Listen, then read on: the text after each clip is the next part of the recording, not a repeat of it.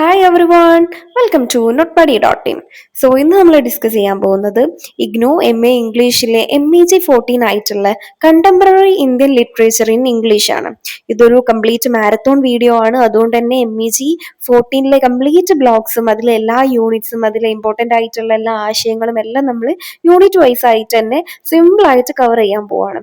So ഈ ഒരു വീഡിയോയുടെ കംപ്ലീറ്റ് നോട്ട്സും notepadi.in എന്ന് പറഞ്ഞിട്ടുള്ള വെബ്സൈറ്റിൽ ഞാൻ അപ്ലോഡ് ചെയ്തിട്ടുണ്ട്. സോ ഈ ഒരു ക്ലാസ് കേൾക്കുന്നതോടൊപ്പം ആ ഒരു നോട്ട്സും കൂടെ നോക്കുകയാണെങ്കിൽ നിങ്ങൾക്ക് കുറച്ചും കൂടി ക്ലാരിറ്റി കിട്ടും. നോട്ട്സ് കുറച്ചുകൂടി ഡീറ്റെയിൽ ആയിട്ട് തന്നെ തന്നിട്ടുണ്ട്. ആൻഡ് ഓൾസോ അതിന്റെ ലിങ്ക് ഞാൻ ഡിസ്ക്രിപ്ഷനിൽ കൊടുക്കാം. സോ ആദ്യം തന്നെ എന്താണ് ഈ ഒരു കോഴ്സ് എന്നുള്ളത് ഒന്ന് ചുരുക്കത്തിലൊന്ന് നോക്കാം. ഓക്കെ, കശ്മീർ മുതൽ കന്യാകുമാരി വരെയുള്ള വ്യത്യസ്ത ഇന്ത്യൻ ഭാഷകളിൽ മലയാളം, ബംഗാളി, ഹിന്ദി, തമിഴ്, ഉറുദു മുതലായവയിൽ എഴുതപ്പെട്ടിട്ടുള്ള വിഖ്യാതമായിട്ടുള്ള കണ്ടംപററി വർക്ക്സ് ഇംഗ്ലീഷിലേക്ക് തർജ്ജമ ചെയ്തവയാണ്. ഇംഗ്ലീഷ് ട്രാൻസ്ലേഷൻ ആണ് നമ്മൾ ഈ ഒരു കോഴ്സിൽ പഠിക്കുന്നത്. ഭാഷകൾ പലതാണെങ്കിലും അവ പങ്കുവെക്കുന്ന ആ ഒരു ആത്മീയവും അതുപോലെ സാമൂഹികവും ദാർശനികവുമായിട്ടുള്ള ഒരു ഇന്ത്യൻ എന്നുള്ള ആ ഒരു പൊതുബോധം എന്താണെന്നുള്ളതും ട്രാൻസ്ലേഷൻ എങ്ങനെയാണ് വിഭിന്ന സംസ്കാരങ്ങളെ പരസ്പരം കോർത്തിണക്കുന്നത് എന്നൊക്കെയാണ് ഈ ഒരു കോഴ്സ് നമുക്ക് പറഞ്ഞു തരുന്നത്. നമ്മൾ എക്സാമിൽ പലപ്പോഴും ചോദിക്കാറുള്ള concept of Indian literature, unity in diversity, comparative literature method, challenges of translation, ഇതെല്ലാം തന്നെ നമ്മൾ സിമ്പിൾ ആയിട്ട് തന്നെ ഡിസ്കസ് ചെയ്യുന്നതായിരിക്കും. സോ നമുക്ക് പെട്ടെന്ന് തന്നെ ബ്ലോക്കിലേക്ക് കിടക്കാം. Block 1 background studies. അതിലെ ഫസ്റ്റ് യൂണിറ്റ് വരുന്നത് the concept of Indian literature. Indian സാഹിത്യം, ഇന്ത്യൻ ലിറ്ററേച്ചർ എന്ന ആ ഒരു സങ്കല്പത്തിന്റെ അടിസ്ഥാനപരമായിട്ടുള്ള രൂപഘടനയാണ് ഈ ഒരു ഫസ്റ്റ് യൂണിറ്റ് ഡിസ്കസ് ചെയ്യുന്നത്. The polyphonic tradition. Sanskrit, Tamil, Hindi, Bengali, Malayalam, Urdu, English തുടങ്ങിയിട്ടുള്ള നിരവധി ഭാഷകളിൽ എഴുതപ്പെടുന്ന സാഹിത്യ പാരമ്പര്യങ്ങളുടെ ഒരു വലിയ കൂട്ടായ്മയാണ് നമ്മൾ ഇന്ത്യൻ സാഹിത്യം, ഇന്ത്യൻ ലിറ്ററേച്ചർ എന്ന് വിളിക്കുന്നത്. യൂണിറ്റി ഇൻ ഡൈവേഴ്സിറ്റി, വൈവിധ്യത്തിലെ ഏകത്വം. എക്സാമിന് എപ്പോഴും ചോദിക്കാറുള്ള വലിയൊരു കോൺസെപ്റ്റ് ആണ് കേട്ടോ ഇത്. ഇന്ത്യയിലെ സാഹിത്യങ്ങൾക്ക് വ്യത്യസ്തമായ ഭാഷകളും പ്രാദേശികമായിട്ടുള്ള തനിമകളും ഉണ്ടെങ്കിലും അവയുടെ ആത്മാവ് എന്ന് പറയുന്നത് ഒന്നാണ്. ഓക്കെ, ഭാരതീയ സാഹിത്യം മുഴുവൻ പങ്കുവെക്കുന്നത് ഒരേ സാമൂഹിക ആശങ്കകളും ആത്മീയതയും സ്പിരിച്വാലിറ്റിയും മാനവിക മൂല്യങ്ങളും ഒക്കെയാണ്. വാല്യൂസ്, മോറൽ വാല്യൂസും കാര്യങ്ങളും ഒക്കെയാണ്. അതുകൊണ്ട് തന്നെ ഇത് എന്താ പറയാ, ഡൈവേഴ്സിറ്റിയിലെ ഒരു എന്താ പറയാ വൈവിധ്യങ്ങൾക്കിടയിൽ ശക്തമായിട്ടുള്ള ഒരു സാംസ്കാരികത, ഒരു യൂണിറ്റിയാണ് ഇവിടെ കാണിക്കുന്നത്. ഇത്രയാണ് ഈ ഒരു ബ്ലോക്ക് 1 ഫസ്റ്റ് യൂണിറ്റിൽ വരുന്നത്. യൂണിറ്റ് 2 വരുന്നത് the concept of Indian literature modern period. 19-20 നൂറ്റാണ്ടുകളിൽ ആധുനിക ഇന്ത്യൻ സാഹിത്യം വികസിച്ചു വന്ന ചരിത്രമാണ് ഇവിടെ പറയുന്നത്. The colonial and nationalist impact. British colonialism, Indian സ്വാതന്ത്ര്യ സമരം, നാഷണാലിസം, അതുപോലെ നവോത്ഥാന പ്രസ്ഥാനങ്ങൾ, സോഷ്യൽ റിഫോംസ്, ആധുനികവൽക്കരണം എന്നിവയാണ് മോഡേൺ ഇന്ത്യൻ സാഹിത്യത്തെ രൂപപ്പെടുത്തിയിട്ടുള്ളത്. The new realism. പഴയകാല കാവ്യ ശൈലികൾ മാറിയിട്ട് നോവലുകളും ചെറുകഥകളും പോലുള്ള പുതിയ സാഹിത്യ രൂപങ്ങൾ കടന്നു വന്നിട്ടുണ്ട്. എഴുത്തുകാര് സ്വാതന്ത്ര്യം, ജാതി വിവേചനം, സ്ത്രീ ശാക്തീകരണം, ജെൻഡർ ഇനീക്വാളിറ്റീസ്, ഐഡന്റിറ്റി ക്രൈസിസ്, അതുപോലെ സാമൂഹിക നീതി എന്നിവയെ കുറിച്ചൊക്കെ തികഞ്ഞ റിയലിസത്തോടെ എഴുതാൻ ആരംഭിച്ചത് ഈ ഒരു കാലഘട്ടത്തിലാണ്. ഓക്കെ, യൂണിറ്റ് 3 വരുന്നത് കോമ്പറാറ്റീവ് സ്റ്റഡീസ് ഇൻ ഇന്ത്യൻ ലിറ്ററേച്ചർ. വ്യത്യസ്ത ഭാഷകളിലെ സാഹിത്യങ്ങളെ പരസ്പരം കമ്പയർ ചെയ്ത് പഠിക്കുന്ന രീതിയാണ് ഈ ഒരു യൂണിറ്റ് വിശകലനം ചെയ്യുന്നത്. കമ്പറാറ്റീവ് ലിറ്ററേച്ചർ, തുലനാത്മക സാഹിത്യം. വിഭിന്ന ഇന്ത്യൻ ഭാഷകളിൽ എഴുതപ്പെട്ടിട്ടുള്ള കൃതികൾ തമ്മിലുള്ള സാദൃശ്യങ്ങളും വ്യത്യാസങ്ങളും ഒന്നിച്ച് പഠിക്കുന്ന ഒരു ശാഖയാണ് കേട്ടോ ഇത്. ഇത് വ്യത്യസ്ത ഭാഷകളിലെ ഒരേപോലെയുള്ള സാഹിത്യ പ്രസ്ഥാനങ്ങളെയും ലിറ്റററി മൂവ്മെന്റ്സും അതുപോലെ സാംസ്കാരിക സ്വാധീനങ്ങളെയും മനസ്സിലാക്കാൻ സഹായിക്കുന്നു. Inter cultural understanding. ഈ പഠന രീതി ഇന്ത്യയിലെ ബഹുഭാഷാ പാരമ്പര്യത്തെ ആദരിക്കാനും വിഭിന്ന സംസ്കാരങ്ങൾ തമ്മിലുള്ള ആഴത്തിലുള്ള സമ്പർക്കം കൂട്ടാനും ഒരു ഡിസ്റ്റിങ്ക്റ്റ് ഐഡന്റിറ്റി, ഒരു തനത് ദേശീയ സാഹിത്യ ബോധം വളർത്താനും ഒക്കെ വളരെയധികം അത്യാവശ്യമാണ്, അനിവാര്യമാണെന്നാണ് പറയുന്നത്. യൂണിറ്റ് 4 വരുന്നത് English translation of Indian literature. Indian സാഹിത്യ പരിസരത്ത് വിവർത്തനത്തിനുള്ള അതീവ പ്രാധാന്യമാണ് ഈ ഒരു യൂണിറ്റ് നമുക്ക് മനസ്സിലാക്കി തരുന്നത്. The global reach. പ്രാദേശിക ഭാഷകളിൽ, റീജിയൻ ലാംഗ്വേജസിൽ ഒതുങ്ങിപ്പോകുമായിരുന്ന മികച്ച വർക്ക്സിനെ ലോകമെമ്പാടുമുള്ള വായനക്കാരിലേക്ക് എത്തിച്ചത് ഈ ഒരു ഇംഗ്ലീഷ് ട്രാൻസ്ലേഷൻ ആണ്. ഓക്കെ, വിവർത്തനം എന്നത് വെറും ഒരു ട്രാൻസ്ലേഷൻ എന്ന് പറയുന്നത് വെറും ഒരു ഭാഷാമാറ്റമല്ല, അതൊരു സാംസ്കാരികമായിട്ടുള്ള ഒരു കൈമാറ്റമാണ്. The bridge of translation. ഒരു നല്ല വിവർത്തനം ഒരു നല്ല ട്രാൻസ്ലേഷൻ എന്നത് യഥാർത്ഥ കൃതിയുടെ അർത്ഥം മാത്രമല്ല, അതിന്റെ ശൈലിയും സാംസ്കാരികമായിട്ടുള്ള പാശ്ചാത്തലവും കൾച്ചറൽ കോണ്ടെക്സ്റ്റ് അതേപടി നിലനിർത്തുന്നതായിരിക്കണം. ഇന്ത്യൻ സാഹിത്യത്തിലെ തുലനാത്മകമായിട്ടുള്ള പഠനങ്ങൾക്ക് ട്രാൻസ്ലേഷൻ വലിയൊരു ബ്രിഡ്ജായിട്ട് പ്രവർത്തിക്കുന്നുണ്ട് എന്നാണ് പറയുന്നത്. ഓക്കെ, ഇത്രയാണ് ഈ ഒരു ബ്ലോക്ക് 1 ബാക്ക്ഗ്രൗണ്ട് സ്റ്റഡീസിൽ നമുക്ക് പഠിക്കാനുള്ളത്. ബ്ലോക്ക് 2 വരുന്നത് UR അനന്തമൂർത്തിയുടെ സംസ്കാര എന്ന് പറഞ്ഞിട്ടുള്ള ഒരു ക്ലാസിക് നോവലാണ്. കന്നഡ സാഹിത്യത്തിലെ നവ്യ മൂവ്മെന്റ്, മോഡേണിസ്റ്റ് മൂവ്മെന്റിന് അടിത്തറയിട്ടിട്ടുള്ള യു ആർ അനന്തമൂർത്തിയുടെ ഏറ്റവും മികച്ച ഒരു മാസ്റ്റർ പീസ് ആണ് കേട്ടോ ഈ ഒരു നോവല്. ഒരു യാഥാസ്ഥിക അഗ്രഹാരത്തിന്റെ ബ്രാഹ്മിൻ വില്ലേജിലെ പശ്ചാത്തലത്തിൽ ജാതി വ്യവസ്ഥയുടെ ആ ഒരു ജീർണതകളെയും മതപരമായിട്ടുള്ള കടുംപിടുത്തങ്ങളെയും മനുഷ്യന്റെ ആഭ്യന്തരമായിട്ടുള്ള ലൈംഗിക അതുപോലെ ആത്മീയ സംഘർഷങ്ങളെയും അതീവ ധീരമായിട്ട് ഈ ഒരു നോവൽ തുറന്നു കാട്ടുന്നുണ്ട്. AK രാമാനുജൻ ഇംഗ്ലീഷിലേക്ക് ട്രാൻസ്ലേറ്റ് ചെയ്തതോടെയാണ് ഈ ഒരു വർക്ക് ആഗോളതലത്തിൽ ശ്രദ്ധിക്കപ്പെട്ടത്. നമ്മളെ എക്സാമിന് ഇതിലെ പ്രണേശാചാരീസ് ട്രാൻസ്ഫോർമേഷന്, അതുപോലെ significance of the title, conflict between tradition and modernity, ഇതൊക്കെയാണ് എപ്പോഴും റിപ്പീറ്റഡ് ആയിട്ട് ചോദിക്കാറുള്ളത്. സോ നമുക്ക് ബ്ലോക്ക് വൈസ് യൂണിറ്റ് വൈസ് നോക്കാം. UR Ananthamurthy, the writer and his literary context, ഇതാണ് യൂണിറ്റ് 1 വരുന്നത്. ആദ്യമായിട്ട് എഴുത്തുകാരനെയും കന്നഡ സാഹിത്യത്തിൽ ഈ ഒരു നോവൽ ഉണ്ടാക്കിയിട്ടുള്ള വിപ്ലവത്തെയും നമുക്കൊന്ന് മനസ്സിലാക്കാം. The Navya Pioneer. UR Ananthamurthy കന്നഡയിലെ Navya ആധുനിക പ്രസ്ഥാനത്തിന്റെ അമരക്കാരനാണ്. വരേണ്യവർഗത്തിന്റെ കപട ആചാരങ്ങളെയും അന്ധവിശ്വാസങ്ങളെയും ആധുനിക ചിന്താഗതികൾ കൊണ്ട് വിചാരണ ചെയ്ത എഴുത്തുകാരനാണ് അദ്ദേഹം. Okay, the critic of orthodox. പരമ്പരാഗത മൂല്യങ്ങളും ആധുനിക മനുഷ്യന്റെ സ്വതന്ത്ര ചിന്തകളും തമ്മിലുള്ള വലിയൊരു കൂട്ടിമുട്ടലാണ് അദ്ദേഹത്തിന്റെ കൃതികളുടെ പ്രധാന പശ്ചാത്തലം എന്ന് പറയുന്നത്. യൂണിറ്റ് 2 and 3 വരുന്നത് സംസ്കാര, the narrative form and themes. ഇനി നമുക്ക് എക്സാമിന് ഏറ്റവും പ്രസക്തമായിട്ടുള്ള ഈ ഒരു നോവലിന്റെ കഥാപരിസരവും പ്രമേയങ്ങളും തീംസും കാര്യങ്ങളും ഒക്കെ നോക്കാം. ഒരു ഷോർട്ട് സമ്മറി എന്താണെന്നുള്ളതൊന്ന് കേൾക്കാം. കർണാടകയിലെ ദുർവാസാപുരം എന്ന അതീവ യാഥാസ്ഥികരായിട്ടുള്ള ബ്രാഹ്മണർ ജീവിക്കുന്ന ഒരു അഗ്രഹാരത്തിലാണ് കഥ നടക്കുന്നത്.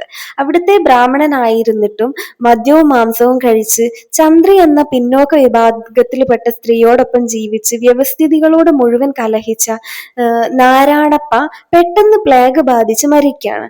അവന്റെ മരണത്തോടെ അഗ്രഹാരം വലിയൊരു പ്രതിസന്ധിയിലാകുകയാണ്.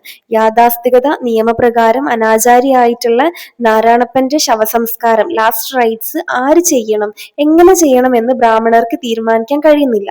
ശവമടക്കാതെ അവർക്ക് ഭക്ഷണം കഴിക്കാനും സാധിക്കില്ല. The moral dilemma of പ്രാണേശ്വരാചാര്യ.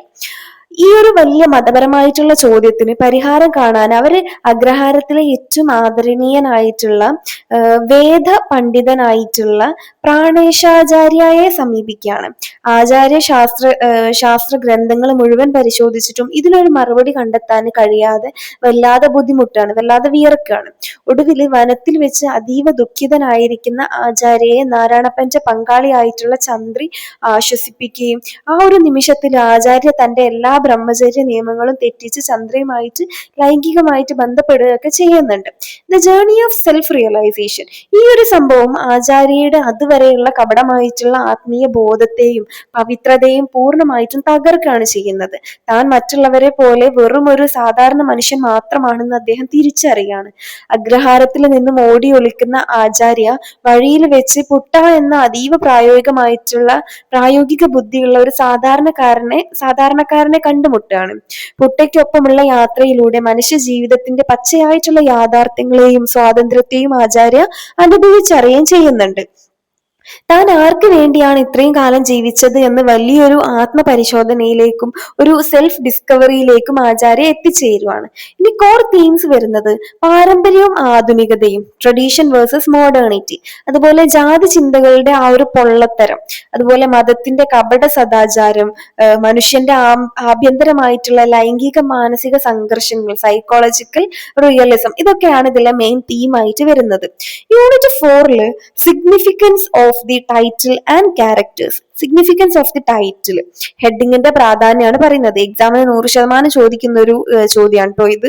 സംസ്കാര എന്ന ഒരു സംസ്കൃത വാക്കിന് രണ്ട് അർത്ഥങ്ങളുണ്ട്. ഒന്നാമത്തേത് ഒരു മൃതദേഹത്തിന് നൽകുന്ന അന്ത്യകർമ്മങ്ങൾ, ഫ്യൂണറൽ റൈറ്റ്സ് അഥവാ ശവസംസ്കാരം.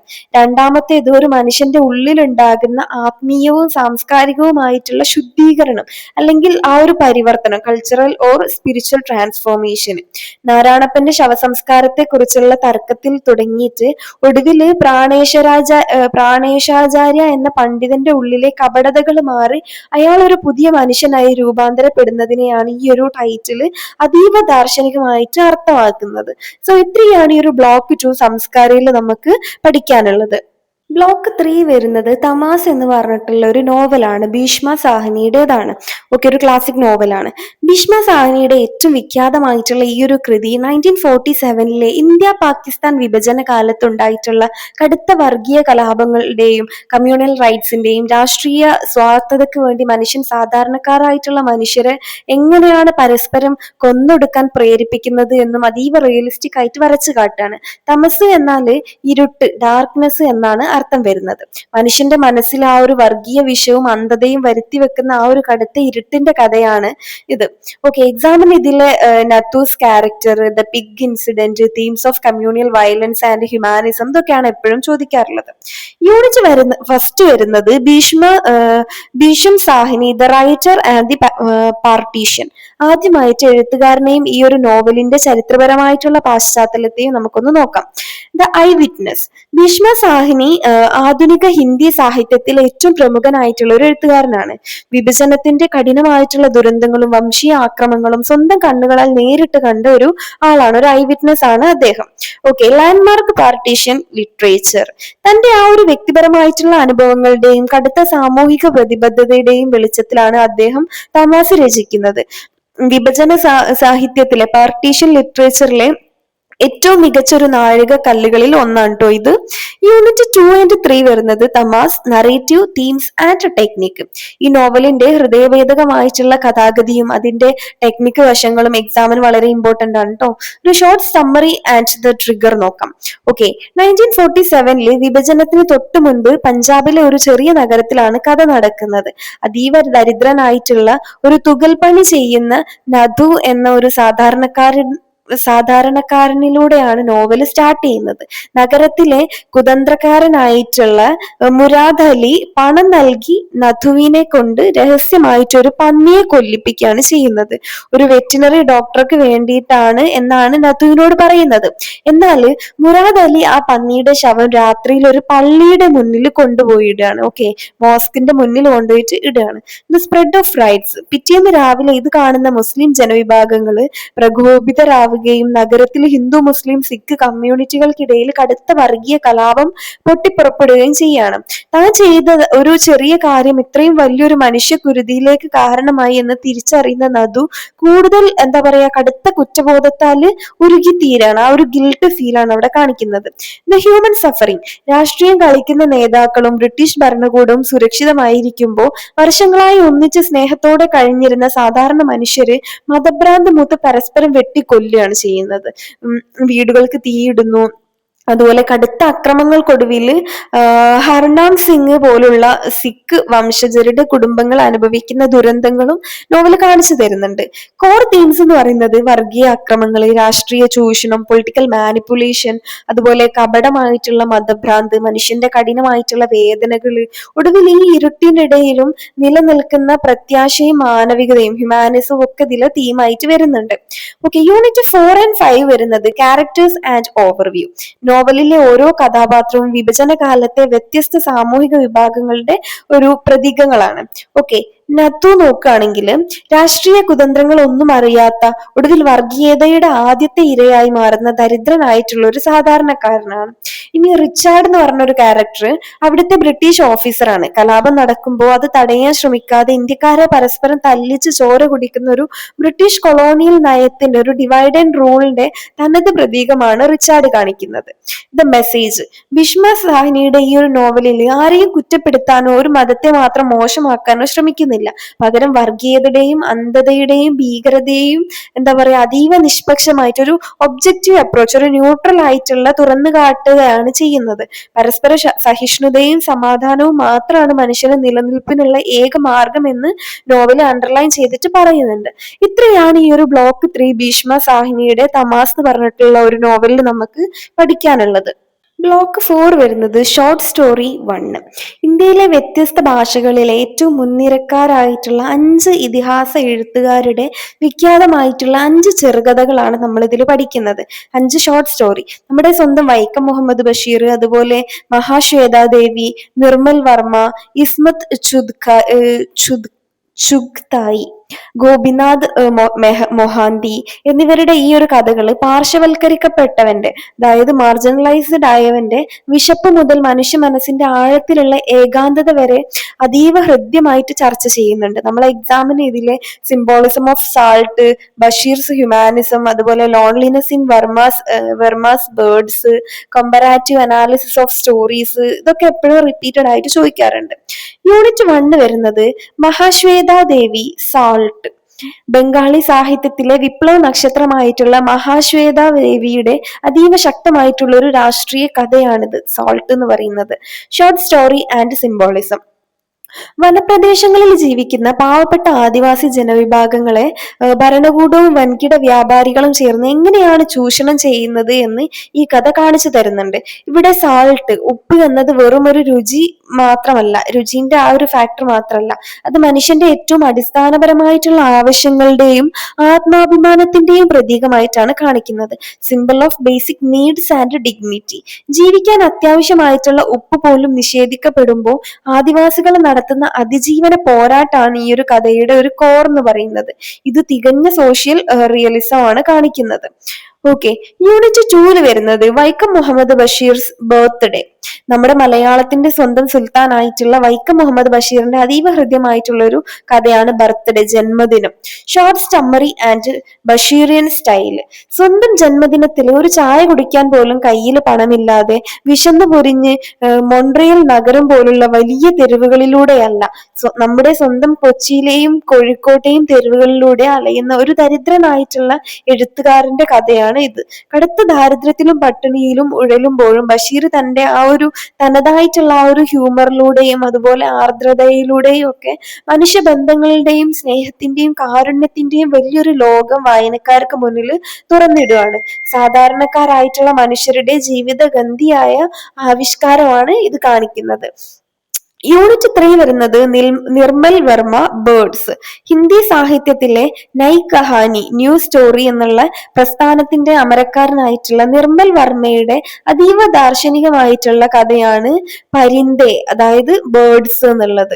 Okay, psychological realism. മനുഷ്യ മനസ്സിന്റെ ആഴത്തിലുള്ള ആ ഒരു ലോൺലിനെസ്, അതുപോലെ ഏലിയനേഷന്, വൈകാരികമായിട്ടുള്ള ഒറ്റപ്പെടൽ എന്നിവ ചർച്ച ചെയ്യുന്ന അതീവ ശാന്തവും റിഫ്ലക്റ്റീവും ആയിട്ടുള്ള ഒരു കഥയാണ് ഇതിലെ ബേർഡ്സ്. പക്ഷികൾ എന്നത് എന്താ പറയുക, സ്വാതന്ത്ര്യത്തിന്റെയും ജീവിതത്തിൽ നിന്നും ഒറ്റപ്പെടലുകളിൽ നിന്നും ഒക്കെ പറന്നുയരാൻ ആഗ്രഹിക്കുന്ന മനുഷ്യന്റെ ആഭ്യന്തരമായിട്ടുള്ള മോഹങ്ങളുടെയും ഒക്കെ സിമ്പലാണ്. ഇതൊരു തികഞ്ഞ മോഡേണിസ്റ്റ് സൈക്കോളജിക്കൽ റിയലിസ്റ്റിക് കഥയാണ് കേട്ടോ. യൂണിറ്റ് 4 വരുന്നത് ഇസ്മാർട്ട് ചുഗാത്തിയായി ടൈനീസ് ഗ്രാനി. ഓക്കെ, ഉറുദു സാഹിത്യത്തിലെ അതീവ ധീരയായിട്ടുള്ള സ്ത്രീപക്ഷ എഴുത്തുകാരിയാണ് ഇസ്മത് ചുഗ്തായി. അദ്ദേഹത്തിന്റെ ഈ ഒരു എന്താ പറയാ മനോഹരമായിട്ടുള്ള ഈ ഒരു സ്റ്റോറി, സ്ട്രോങ് ഫീമെയിൽ പെർസ്പെക്റ്റീവ്. അതീവ ദരിദ്രയായിട്ടുള്ള പ്രായമായ ഒരു മുത്തശ്ശിയുടെ ജീവിതത്തിലൂടെ കുടുംബ ബന്ധങ്ങളെയും സമൂഹത്തിന്റെ മാറുന്ന വാല്യൂസിനെയും അതീവ സെൻസിറ്റീവ് ആയിട്ട് ചുഗ്തായി ഇതിൽ വരച്ചു കാട്ടുകയാണ്. സ്ത്രീകളുടെ ജീവിതം, വാർദ്ധക്യം നേരിടുന്ന പ്രതിസന്ധികള്, ലിംഗവിവേചനങ്ങള്, ജെൻഡർ റോൾസ് എന്നിവ ലളിതമായിട്ട് ഹാസ്യത്തിന്റെ അകമ്പടിയോടെയും വൈകാരികമായിട്ടുള്ള ആഴത്തോടെയും എന്താ പറയാ കഥയിൽ ചർച്ച ചെയ്യപ്പെടുന്നുണ്ട്. സമൂഹത്തെ സൂക്ഷ്മമായി നിരീക്ഷിക്കുന്ന ഒരു മികച്ച സ്ത്രീപക്ഷ രചനയാണ് ഈ ഒരു ബേർഡ്സ് എന്ന് പറയുന്നത്. ഓക്കെ ആണല്ലോ. ഇനി ടൈനീസ് ഗ്രാനി കേട്ടോ, ബേർഡ്സ് അല്ല, ടൈനീസ് ഗ്രാനി. അടുത്തത് വരുന്നത് യൂണിറ്റ് 5 ഗോപിനാഥ് മോഹാന്റി തടുപ്പ. ഒറിയ സാഹിത്യത്തിലെ പ്രശസ്ത എഴുത്തുകാരനായിട്ടുള്ള ഗോപിനാഥ് മൊഹന്തിയുടെ അതീവ റിയലിസ്റ്റിക് ആയിട്ടുള്ള ഒരു ഗോത്രവർഗ സ്റ്റോറിയാണ് ഈ ഒരു തടുപ്പ എന്ന് പറയുന്നത്. Tribal life and nature. ഒഡീഷയിലെ തടുപ്പ എന്ന ആദിവാസി യുവാവിന്റെയും അവന്റെ ഗോത്ര സമൂഹത്തിന്റെയും സ്റ്റോറിയാണിത്. പ്രകൃതിയും ആദിവാസികളും തമ്മിലുള്ള അതീവ ദൃഢമായിട്ടുള്ള ബന്ധത്തെയും ബോണ്ട് വിത്ത് നേച്ചർ, അതുപോലെ വികസനത്തിന്റെ മറവിൽ അവർ അനുഭവിക്കുന്ന കടുത്ത ദാരിദ്ര്യത്തിന്റെയും പട്ടിണിയുടെയും കഥയാണ് ഇത് തുറന്നു കാട്ടുന്നത്. ചൂഷണങ്ങൾക്കിടയിലും സാധാരണ മനുഷ്യർ കാണിക്കുന്ന അന്തസ്സും അതിജീവന ശേഷിയുമാണ് ഇതിൽ ചിത്രീകരിക്കപ്പെടുന്നത്. ഇത്രയാണ് ഈ ഒരു ഷോർട്ട് സ്റ്റോറി 1 എന്ന് പറഞ്ഞിട്ടുള്ള ബ്ലോക്ക് 4 ഈ ഒരു 5 ഷോർട്ട് സ്റ്റോറീസ് ആണ് വരുന്നത്. സോ നമുക്ക് അടുത്ത ബ്ലോക്കിലേക്ക് പോവാം. Block 5 short story 2. കഴിഞ്ഞ ബ്ലോക്കിലെ പോലെ തന്നെ ഇന്ത്യയുടെ വിവിധ പ്രാദേശിക ഭാഷയിൽ നിന്നും ഉയർന്നു വന്ന മനുഷ്യ മനസ്സിന്റെ സങ്കീർണതകളും സാമൂഹിക യാഥാർത്ഥ്യങ്ങളും ചർച്ച ചെയ്യുന്ന 4 സുപ്രധാന ഷോർട്ട് സ്റ്റോറീസ് ആണ് നമ്മൾ ഇതിൽ പഠിക്കുന്നത്.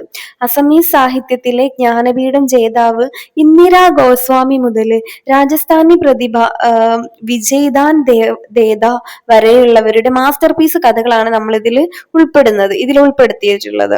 എക്സാമിന് ഇതിലെ symbolism in the empty chest, അതുപോലെ conflict between individual and society in the compromise, അതുപോലെ themes of alienation and social reality, ഇതൊക്കെയാണ് എപ്പോഴും റിപ്പീറ്റഡ് ആയിട്ട് ക്വസ്റ്റ്യൻസ് വരാറുള്ളത്. സോ നമുക്ക് യൂണിറ്റ് 1 നോക്കാം. Indira Goswami the empty chest. Assamese സാഹിത്യത്തിലെ ഏറ്റവും തിളങ്ങുന്ന നക്ഷത്രമായിട്ടുള്ള മാമോനി റൈസം ഗോസ്വാമി, ഇന്ദിരാ ഗോസ്വാമി എഴുതിയിട്ടുള്ള അതീവ ശക്തമായിട്ടുള്ള ഒരു സ്റ്റോറിയാണ് ഇത്, the empty chest. Short summary and symbolism. ഒരു സ്ത്രീയുടെ ഉള്ളിലെ കടുത്ത ആ ഒരു ഏകാന്തത, അതുപോലെ നഷ്ടബോധം, ലോസ്, നടക്കാതെ പോയ ആഗ്രഹങ്ങൾ എന്നിവയാണ് ഈ ഒരു കഥ ചർച്ച ചെയ്യുന്നത്. ഇതിലെ ദ എംപ്റ്റി ചെസ്റ്റ്, ശൂന്യമായിട്ടുള്ള പെട്ടി എന്നത് വെറും ഒരു മരപ്പെട്ടി മാത്രമല്ല, അത് അവളുടെ തകർന്നു പോയിട്ടുള്ള സ്വപ്നങ്ങളുടെയും ശൂന്യമായിട്ടുള്ള മനസ്സിന്റെയും അവളെ വേട്ടയാടുന്ന കഠിനമായിട്ടുള്ള ഓർമ്മകളുടെയും വലിയൊരു പ്രതീകമാണ്. Symbol of emotional emptiness and shattered dreams. കടുത്ത മാനസിക വേദനകൾക്കിടയിലും അവൾ കാണിക്കുന്ന അതിജീവന ശേഷിയാണ് ഇതിന്റെ ഒരു കോർ എന്ന് പറയുന്നത്. ഇത് തികഞ്ഞ സൈക്കോളജിക്കൽ റിയലിസം ആണ് ഇതിൽ കാണിക്കുന്നത്. യൂണിറ്റ് 2 വരുന്നത് Motilal Jotwani the lonely she. Sindhi സാഹിത്യത്തിലെ പ്രമുഖ എഴുത്തുകാരനായിട്ടുള്ള മോത്തിലാൽ ജോത്വാനിയുടെ അതീവ ആർദ്രമായിട്ടുള്ള ഒരു മനഃശാസ്ത്ര കഥയാണ് കേട്ടോ ഇത്, ദ അനാട്ടമി ഓഫ് ലോൺലിനെസ്. ആധുനിക ജീവിതത്തിൽ മനുഷ്യർ അനുഭവിക്കുന്ന കടുത്ത വൈകാരികമായിട്ടുള്ള അവഗണനകൾ, ഇമോഷണൽ നെഗ്ലക്റ്റ്, അതുപോലെ ആശയവിനിമയം ഇല്ലായ്മ, അതും ഒരു സ്ത്രീയെ എങ്ങനെയാണ് വരിഞ്ഞു മുറുക്കുന്നത് എന്നുള്ളതാണ് ഈ ഒരു സ്റ്റോറി കാണിച്ചു തരുന്നത്. ഏലിയനേഷന്, സ്നേഹത്തിനും കൂട്ടിനുമായിട്ടുള്ള മനുഷ്യന്റെ തീവ്രമായിട്ടുള്ള ഒരു തെരച്ചില് എന്നിവ അതീവ സെൻസിറ്റീവ് ആയിട്ട് ജോത്വാനി ഇതിൽ വരച്ചു കാട്ടുന്നുണ്ട്. ആധുനിക സമൂഹത്തിലെ ഒറ്റപ്പെടലുകളെ തുറന്നു കാട്ടുന്ന മികച്ചൊരു നറേറ്റീവാണ് ഇത്. യൂണിറ്റ് 3 വരുന്നത് Afsar Ahmed, head master prawn chanachur. Bengali ഗ്രാമീണ ജീവിതത്തിന്റെ പശ്ചാത്തലത്തിൽ അഫ്സാർ അഹമ്മദ് എഴുതിയിട്ടുള്ള അതീവ സവിശേഷമായിട്ടുള്ള ഒരു സ്റ്റോറിയാണ് ഇത്. Humour and social realism. ഒരു ഗ്രാമീണ ഹെഡ് മാസ്റ്ററുടെയും അവിടുത്തെ സാധാരണക്കാരായിട്ടുള്ള മനുഷ്യരുടെയും ദൈനംദിന ജീവിതത്തെ വളരെ രസകരമായിട്ടുള്ള ഹാസ്യത്തിലൂടെയും ഐറണിയിലൂടെയും കഥ അവതരിപ്പിക്കുന്നു. ഹ്യൂമർ ആൻഡ് ഐറണിയിലൂടെയാണ് ആ കഥ അവതരിപ്പിക്കുന്നത്. ലളിതമായിട്ടുള്ള ഗ്രാമീണ പശ്ചാത്തലമാണെങ്കിലും അതിനുള്ളിൽ ഒളിഞ്ഞിരിക്കുന്ന ദാരിദ്ര്യം, വിദ്യാഭ്യാസ രംഗത്തെ ചലഞ്ചസ്, സൂക്ഷ്മമായിട്ടുള്ള സാമൂഹിക അസമത്വങ്ങൾ, സോഷ്യൽ ഇനീക്വാളിറ്റീസ് എന്നിവ നോവലിസ്റ്റ് അതീവ റിയലിസ്റ്റിക് ആയിട്ട് തന്നെ ഇതിൽ തുറന്നു കാട്ടുന്നുണ്ട്. യൂണിറ്റ് 4 വരുന്നത് വിജയ്ദൻ ദത്ത ദ കോംപ്രമൈസ്. രാജസ്ഥാനി നാടോടി കഥകളെ ആധുനിക രീതിയിൽ പുനർനിർമ്മിച്ച് ലോക പ്രശസ്തനായിട്ടുള്ള എഴുത്തുകാരൻ വിജയ്ദാൻ ദത്തയുടെ ശക്തമായിട്ടുള്ള ഒരു സ്റ്റോറിയാണ് the compromise. Individual versus society. കടുത്ത സാമൂഹിക സമ്മർദ്ദങ്ങളും കുടുംബത്തിന്റെ കടുംപിടുത്തങ്ങൾക്കും മുന്നിൽ ഒരു വ്യക്തിക്ക് തന്റെ സ്വന്തം ആഗ്രഹങ്ങളും സ്വാതന്ത്ര്യവും എങ്ങനെയാണ് പണയം വെക്കേണ്ടി വരുന്നത് എന്നാണ് ദ കോംപ്രമൈസ്, വിട്ടുവീഴ്ച എന്ന ഈ ഒരു കഥ പറയുന്നത്. യാഥാസ്ഥിക മൂല്യങ്ങളുടെയും റിജിഡ് ട്രഡീഷൻസിന്റെയും വ്യക്തി സ്വാതന്ത്ര്യത്തിന്റെയും ഒക്കെ എന്താ പറയാ, അത് രണ്ടും തമ്മിൽ കൂട്ടുമുട്ടിച്ചുകൊണ്ട് മനുഷ്യന്റെ അന്തസ്സും നിലപാടുകളും ഇതിൽ ചോദ്യം ചെയ്യപ്പെടുന്നുണ്ട്. സാമൂഹിക റിയലിസത്തിന്, സോഷ്യൽ റിയലിസത്തിന് പ്രാധാന്യം നൽകിയിട്ടുള്ള ഒരു മികച്ച സ്റ്റോറിയാണ് ഈ ഒരു സ്റ്റോറി വരുന്നത്. ഇത്രയാണ് ബ്ലോക്ക് 5 ഷോർട്ട് സ്റ്റോറി പാർട്ട് 2 നമുക്ക് വരുന്നത്. ഓക്കെ.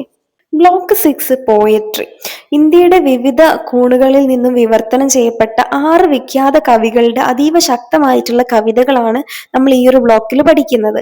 മേഘാലയയിലെ നോങ്കിൻഹിങ് മുതൽ കാശ്മീരിലെ ദീനാനാഥ് നദീം, അതുപോലെ ഒറിയയിലെ രാമകാന്ത രഥ് വരെയുള്ള കവികള് പ്രകൃതിയുടെ സൗന്ദര്യം, സ്ത്രീകളുടെ ആഭ്യന്തര സംഘർഷങ്ങള്, പുരാണങ്ങളുടെ ആധുനിക പുനർവായനകൾ എന്നിവയാണ് കവിതയിലൂടെ പങ്കുവെക്കുന്നത്. നമ്മളെ എക്സാമിന് ഇതിലെ feminist concern in mother series, അതുപോലെ modern portrayal of Radha, use of myth and symbolism, ഇതൊക്കെയാണ് റിപ്പീറ്റഡ് ആയിട്ട് ചോദിക്കാറുള്ളത്. സോ യൂണിറ്റ് 1 വരുന്നത് കെ.എസ്. നോങ്കിൻറിഹിന്റെ അതീവ ഗൗരവമുള്ള ഒരു കവിതയാണ് റക്യം. അതാണ് യൂണിറ്റ് 1 വരുന്നത്. ഓക്കെ, മേഘാലയയിലെ ഷില്ലിങ്ങോങ്ങിൽ നിന്നുള്ള ഒരു പ്രശസ്ത എഴുത്തുകാരനാണ് ഇദ്ദേഹം. Okay, cultural nostalgia. റക്യം എന്നാല് ഒരു ചരമഗീതം എന്നാണ് അർത്ഥം വരുന്നത്.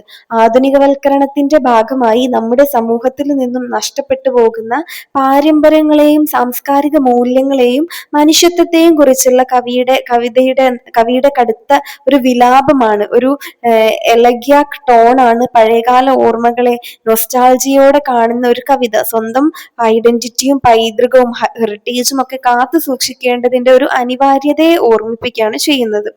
യൂണിറ്റ് 3 വരുന്നത് ഹരിഭജൻ സിംഗിന്റെ ട്രീ ആൻഡ് ദി സേഗ്. ഓക്കെ, പ്രശസ്ത പഞ്ചാബി കവി ആയിട്ടുള്ള ഹരിഭജൻ സിംഗിന്റെ അതീവ ദർശനികമായിട്ടുള്ള ഒരു പോയമാണ് ഇത്. Nature as teacher. ഇതിലെ ട്രീ ആൻഡ് ദ സേജ്, മരവും മുനിയും എന്നത് കേവലം പ്രകൃതി ദൃശ്യങ്ങളായിട്ടല്ല, അവ ജ്ഞാനം, അങ്ങേയറ്റത്തെ പേഷ്യൻസ്, ക്ഷമ, പ്രകൃതിയോടുള്ള പൂർണ്ണമായിട്ടുള്ള ലയം എന്നിവയുടെ ഒരു സിമ്പിൾ ആയിട്ടാണ് കാണിക്കുന്നത്. മനുഷ്യര് പരസ്പരം പോരടിക്കാതെ പ്രകൃതിയിൽ നിന്നും ഈ ഒരു ക്ഷമയും ആത്മീയ വളർച്ചയും ഒരു സ്പിരിച്വൽ ഗ്രോത്തും പഠിക്കണമെന്നും സമാധാനപരമായിട്ടുള്ള സഹവർത്തിത്വമാണ് ഭൂമിക്ക് ആവശ്യമെന്നും കവി സിമ്പിൾ ആയിട്ടുള്ള ഇമേജറിലൂടെ നമുക്ക് പറഞ്ഞു തരുന്നുണ്ട്. യൂണിറ്റ് 3 വരുന്നത് ദീനാനാഥ് നദീമിന്റെ ദ മൂൺ എന്ന് പറഞ്ഞിട്ടുള്ള ഒരു പോമാണ്. കാശ്മീരി സാഹിത്യത്തിൽ വലിയ വിപ്ലവങ്ങൾ സൃഷ്ടിച്ച ദീനാനാഥ് നദീമിന്റെ ലിറിക്കൽ ആയിട്ടുള്ള കവിയാണ് ഈ ഒരു മൂൺ, ചന്ദ്രൻ എന്ന് പറയുന്നത്. Symbol of hope. കശ്മീരിന്റെ കഠിനമായിട്ടുള്ള രാഷ്ട്രീയ വേദനകൾക്കിടയിലും പ്രത്യാശയും സൗന്ദര്യവും ഭാവനയും ആഘോഷിക്കുന്ന, സെലിബ്രേറ്റ് ചെയ്യുന്ന ഒരു പോമാണ് ഇത്. ഇതിലെ ചന്ദ്രൻ എന്നുള്ളത്, മൂൺ എന്നുള്ളത് വെറും ഒരു ഉപഗ്രഹമല്ല, അത് ലോകത്തിൽ പടരേണ്ട സമാധാനത്തിന്റെയും സ്നേഹത്തിന്റെയും മനുഷ്യന്റെ അടങ്ങാത്ത പ്രത്യാശയുടെയും പ്രതീകമാണ്. Symbol of peace and hope ആണ്. പ്രകൃതിയുടെ മനോഹരമായിട്ടുള്ള ചിത്രങ്ങൾ നിറഞ്ഞ അതീവ ആർദ്രമായിട്ടുള്ള ഒരു സ്റ്റൈലാണ് ഇതിനുള്ളത്. ഇനി യൂണിറ്റ് 4 വരുന്നത് കൊണ്ടേപൂടി നിർമ്മലയുടെ ഒരു കവിതയാണ് മദർ സീരീസ് എന്ന് പറഞ്ഞിട്ടുള്ള. തെലുങ്ക് സാഹിത്യത്തിലെ അതീവ ശക്തിയായിട്ടുള്ള ഒരു സ്ത്രീപക്ഷ കവിയത്രി, ഒരു ഫെമിനിസ്റ്റ് പോയിട്ടാണ് കൊണ്ടേപൂടി നിർമ്മല എന്ന് പറയുന്നത്. അവരുടെ ഒരു പോമാണ് നമുക്ക് പഠിക്കാനുള്ളത്, മദർ സീരീസ്. ഫെമിനിസ്റ്റ് പെർസ്പെക്റ്റീവ് ആറ്റ് മദർഹുഡ്. എക്സാമിന് വളരെ പ്രധാനപ്പെട്ടിട്ടുള്ള ഒരു പോമാണ് കേട്ടോ ഇത്. ഒരു സ്ത്രീയും പ്രത്യേകിച്ച് ഒരു അമ്മയും കുടുംബത്തിലും സമൂഹത്തിലും ചുമക്കേണ്ടി വരുന്ന കഠിനമായിട്ടുള്ള മാനസിക ശാരീരിക ഭാരങ്ങളെയാണ്, ഇമോഷണൽ ആൻഡ് ഫിസിക്കൽ ബേർഡൻസ് ആണ് കവിത തുറന്നു കാട്ടുന്നത്. അവള് ചെയ്യുന്ന ത്യാഗങ്ങളെയും കഠിനാധ്വാനങ്ങളെയും സമൂഹം പലപ്പോഴും അംഗീകരിക്കാറില്ല. ഒരു അൺറെക്കഗ്നൈസ്ഡ് റോൾ ആയിട്ടാണ് ഈ ഒരു സ്ത്രീയുടെ ഒരു ഇതൊക്കെ വരുന്നത്. ഓക്കെ, സ്ത്രീകളുടെ യഥാർത്ഥ അവസ്ഥയെ അതീവ റിയലിസ്റ്റിക് ആയിട്ട് ചിത്രീകരിക്കുന്ന ശക്തമായിട്ടുള്ള ഒരു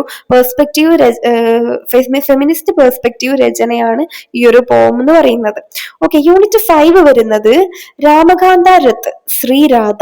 ഒറിയ സാഹിത്യത്തിലെ ഏറ്റവും പ്രശസ്തമായിട്ടുള്ള ഒരു ആധുനിക കാവ്യ സമാഹാരങ്ങളിൽ ഒന്നാണ് ഇത്. Myth and modernity.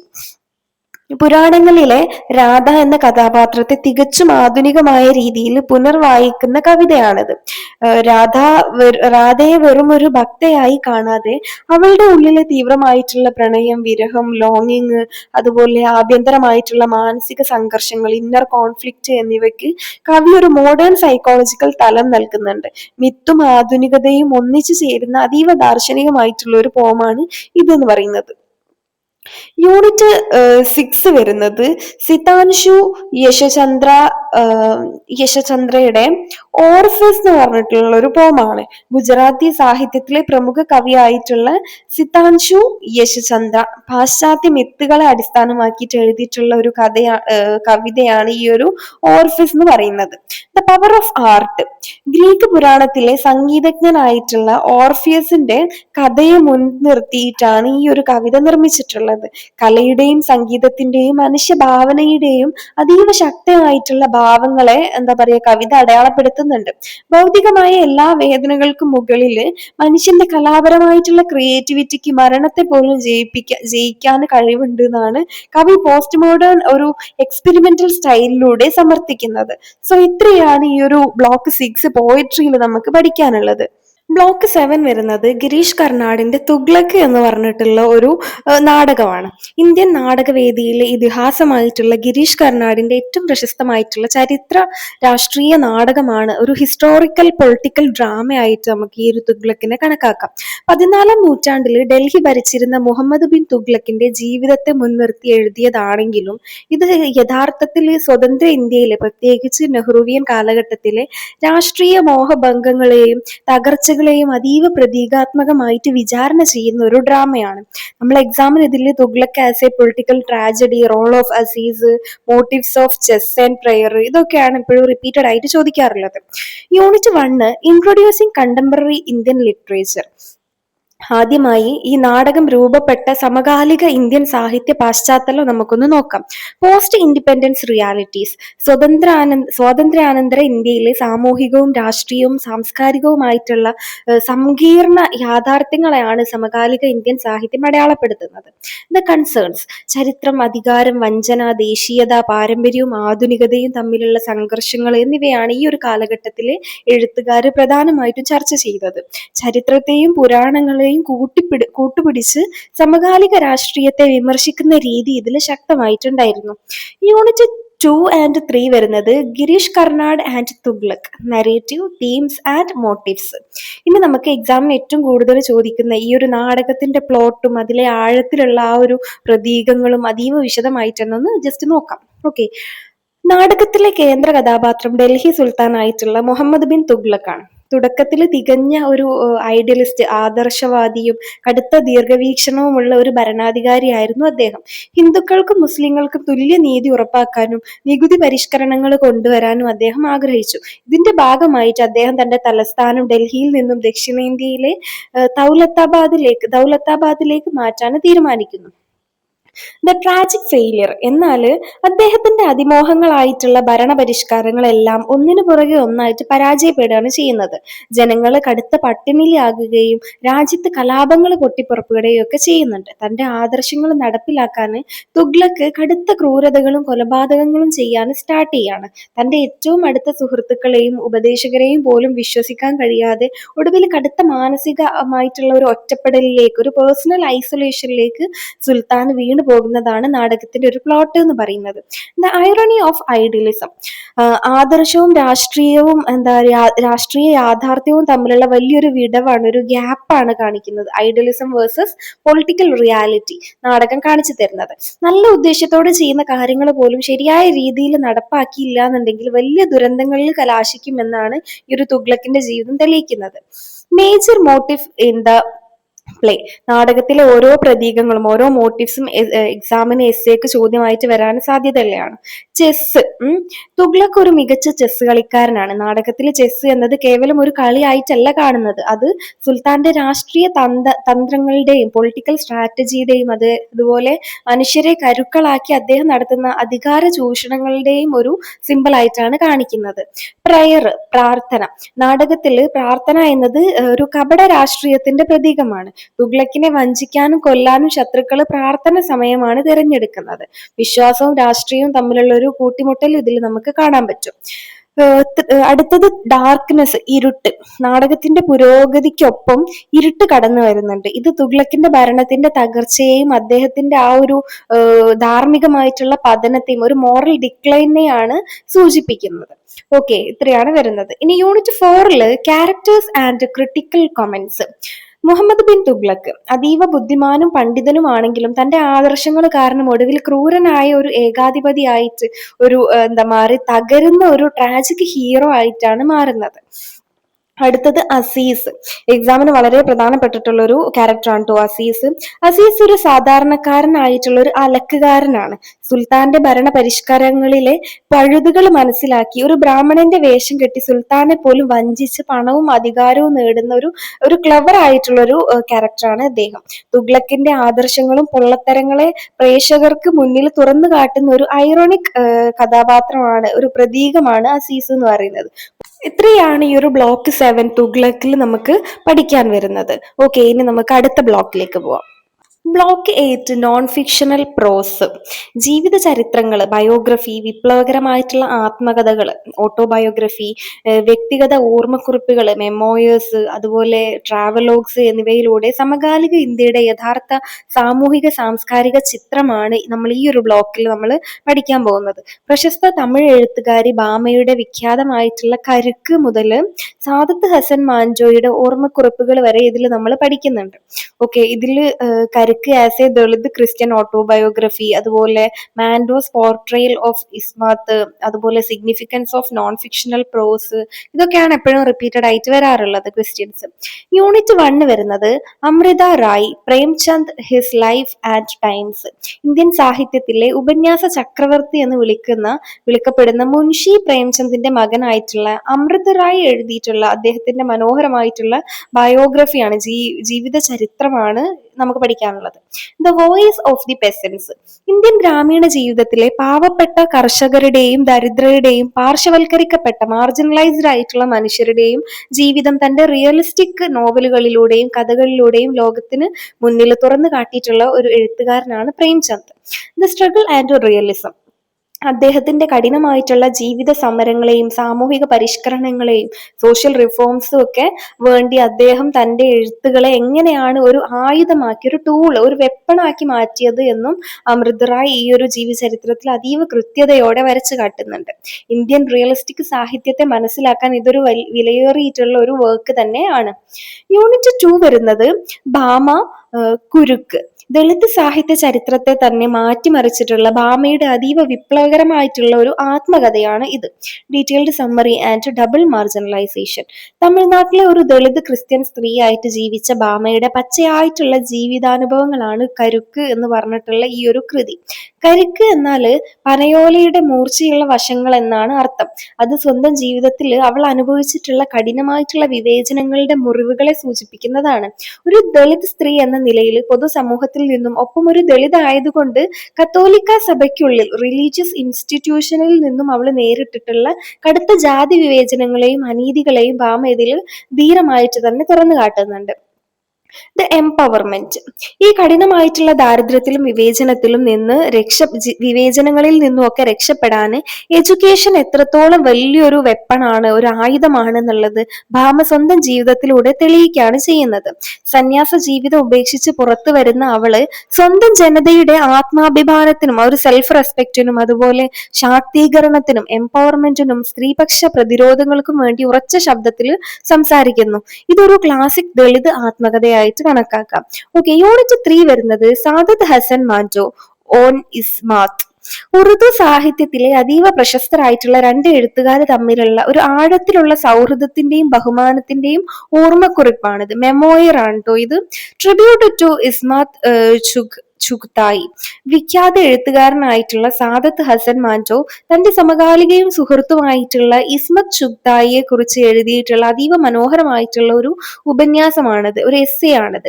യാഥാസ്ഥിക സമൂഹത്തിന്റെ കപട നിയമങ്ങളെയും ലിംഗവിവേചനങ്ങളെയും കാറ്റിൽ പറത്തിക്കൊണ്ട് സ്ത്രീകളുടെ ലൈംഗികതയെയും അവരുടെ യഥാർത്ഥ അവസ്ഥകളെയും അതീവ ധീരമായി ബോൾഡ് ആൻഡ് ഹോണസ്റ്റ് പോർട്രയൽ ആയിട്ട് കഥകളിൽ കൊണ്ടുവന്നിട്ടുള്ള ഇസ്മത്തിന്റെ വിപ്ലവ വീര്യത്തെ മാഞ്ചോ ഇതിൽ വാനോളം പുകഴ്ത്തുന്നുണ്ട്. സാഹിത്യവും സമൂഹവും തമ്മിലുള്ള ബന്ധത്തെക്കുറിച്ചുള്ള മാൻഡോയുടെ സ്വന്തം ലിറ്റററി കാഴ്ചപ്പാടുകളും ഇതിൽ വ്യക്തമാക്കുന്നുണ്ട്. ഇനി യൂണിറ്റ് 4 വരുന്നത് ഉമാപ്രസാദ് മുഖോപാധ്യായ, മണി മഹേഷ്. അതായത് ഇന്ത്യൻ യാത്രാ വിവരണ സാഹിത്യത്തിലെ ട്രാവലോഗിലെ അതീവ സുന്ദരമായിട്ടുള്ള ഒരു കൃതിയാണ് ഇത്. Nature and spirituality. ഹിമാലയൻ മലനിരകളിലെ അതീവ പവിത്രമായിട്ടുള്ള മഹേഷ് തടാകത്തിൽ മണിമഹേഷ് തടാകത്തിലേക്ക് മണിമഹേഷ് ലേക്കിലേക്ക് എഴുത്തുകാരൻ നടത്തുന്ന ഒരു ആത്മീയമായിട്ടുള്ള തീർത്ഥാടനത്തിന്റെ വിവരണമാണ് ഇത്. ഹിമാലയത്തിന്റെ അതിശയിപ്പിക്കുന്ന പ്രകൃതി ഭംഗി, അവിടുത്തെ പ്രാദേശിക സംസ്കാരം, ലോക്കൽ കൾച്ചർ, ആചാരങ്ങൾ എന്നിവ കവിതാത്മകമായിട്ടുള്ള ഗദ്യത്തിൽ അദ്ദേഹം ഇതിൽ വരച്ചിടുന്നുണ്ട്. പ്രകൃതി സൗന്ദര്യത്തിനപ്പുറം ആ യാത്ര ഒരു മനുഷ്യന്റെ ഉള്ളിൽ ഉണ്ടാക്കുന്ന വലിയൊരു ആത്മീയ ഉണർവിനെ കൂടിയാണ്, ഒരു സ്പിരിച്വൽ സിഗ്നിഫിക്കൻസ് കൂടിയാണ് ഈ ഒരു ട്രാവലോഗ് അടയാളപ്പെടുത്തുന്നത്. സോ ഇത്രയാണ് ബ്ലോക്ക് 8 നോൺ ഫിക്ഷൻ പ്രോസിൽ നമുക്ക് വരുന്നത്. ഇതോടുകൂടി നമ്മളെ ഈ ഒരു മാരത്തോൺ വീഡിയോ ഇവിടെ അവസാനിക്കുകയാണ്. നമ്മളിപ്പോൾ MEC14 ബ്ലോക്ക് 1 ടു ബ്ലോക്ക് 8 വരെ കംപ്ലീറ്റ് യൂണിറ്റ് വൈസ് ആയിട്ട് നമ്മൾ ഡിസ്കസ് ചെയ്ത് കഴിഞ്ഞിട്ടുണ്ട്. ഇതിന്റെ കൂടെ നിങ്ങൾ ഈ noteBuddy.in എന്ന് പറഞ്ഞിട്ടുള്ള വെബ്സൈറ്റിലുള്ള നോട്ട്സും കൂടി നിങ്ങളൊന്ന് വെച്ചിട്ടൊന്ന് കമ്പയർ ചെയ്തിട്ടൊന്ന് പഠിക്കണം. സോ നോട്ട്സിൽ കുറച്ചും കൂടി ഡീറ്റെയിൽ ആയിട്ട് തന്നെ ഉണ്ട്. സോ ഇതിൽ എന്തെങ്കിലും ഡൗട്ട്സോ കാര്യങ്ങളോ ഉണ്ടെങ്കിൽ നിങ്ങൾക്ക് കമന്റ് ബോക്സിൽ ചോദിക്കാം. ആൻഡ് ഓൾസോ എന്തെങ്കിലും സജഷൻസോ ഒപ്പീനിയൻസോ ഉണ്ടെങ്കിൽ നിങ്ങൾക്ക് കമന്റ് ബോക്സിൽ പറയാം. So all the best for your exam. Thank you.